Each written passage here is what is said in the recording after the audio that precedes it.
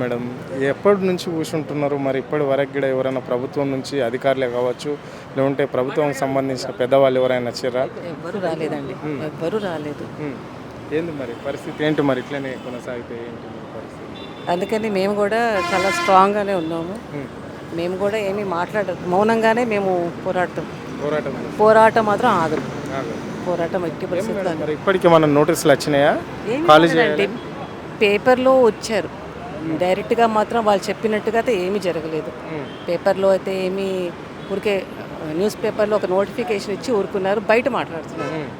So వాళ్ళు ఏమో challenges చేస్తున్నారు, అన్నీ చేస్తున్నారు. కానీ ప్రాక్టికల్గా రియాలిటీగా గవర్నమెంట్ ఏదైనా చేయాలి అంటే బోల్డ్ మంది ఇంజనీర్స్ ఉన్నారు, మంచిగా ప్లాన్ చేసుకొని చాలా బాగా చేసుకోవచ్చు, సిటీని డెవలప్ చేసుకోవచ్చు.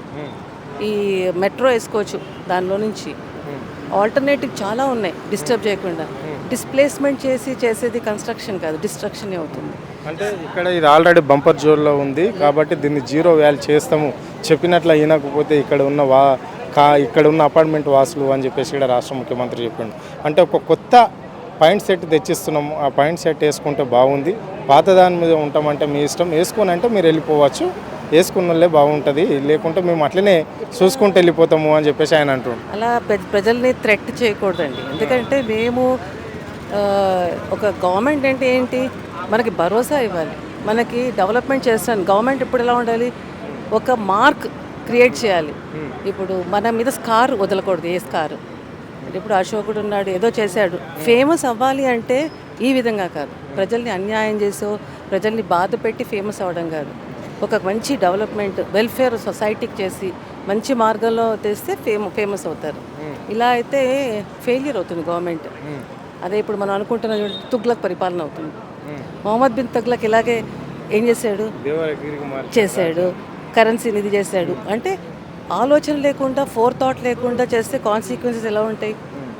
తుగ్లక్ పరిపాలన ఫెయిల్యూర్ అవుతుంది గవర్నమెంట్. ల్యాప్సెస్. ఇప్పుడు ప్రజలు ప్రొటెస్ట్ చేస్తున్నారంటే రియలైజ్ చేసుకోవాలి ఎందుకు ప్రొటెస్ట్ చేస్తున్నారని. రియలైజ్ చేసుకోకుండా ముందుకు దూసుకెళ్ళి ఛాలెంజింగ్ చేసి ఎవరు అడ్డొస్తారా చేసుకుంటాను అంటే ఇట్స్ అ గవర్నమెంట్ ఫెయిల్యూర్.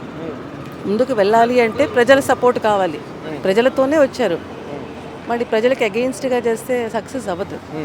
మరి ఏంది మీ కార్యాచరణ ఏ విధంగా ఉండబోతుంది మేడం? మరి ఏమనుకుంటున్నారు? ప్రభుత్వం అయితే ఒక స్టాండ్ మీద ఉన్నట్లు అనిపిస్తుంది. ఇక్కడ నుంచి మేము కూడా ఒకే స్టాండ్లో ఉన్నాము, మాది అదే స్ట్రాంగ్. మేము ముందే చెప్పాము.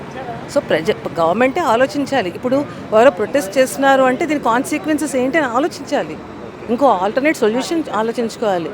అహంకారంతో చేయలేదు, ఏది చేయకూడదు, సంస్కారంతో చేస్తే ప్రజలకి శ్రేయస్కరం.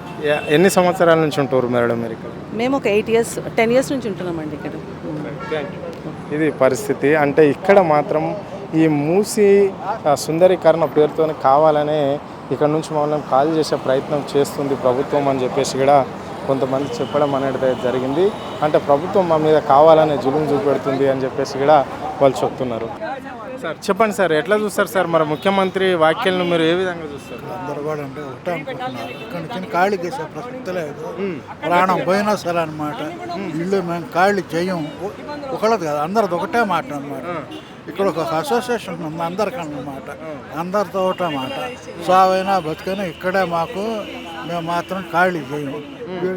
సీఎం గారు ఏదైనా చెప్తే ఇక్కడ అందరికీ నచ్చ చెప్పాలి, ఇక్కడ అసోసియేషన్ నచ్చ చెప్పాలి. ఏమంటే నష్టపరిహారం అంటే బెస్ట్ అపార్ట్మెంట్లు కట్టిస్తాము అని చెప్పి చెప్తున్నాడు కదా, ఏం చేస్తారు? ఎక్కడికి వెళ్తారు వీళ్ళందరూ? ఇంతమంది 500 ఫ్యామిలీస్, ఈ 500 ఫ్యామిలీస్ మీద ఆధారపడ్డ వాళ్ళు ఇంకొక 500 మంది ఉన్నారు. వీళ్ళందరూ ముక్తి ఎలా? వీళ్ళందరికీ ఎలా జీవితం ఎలా?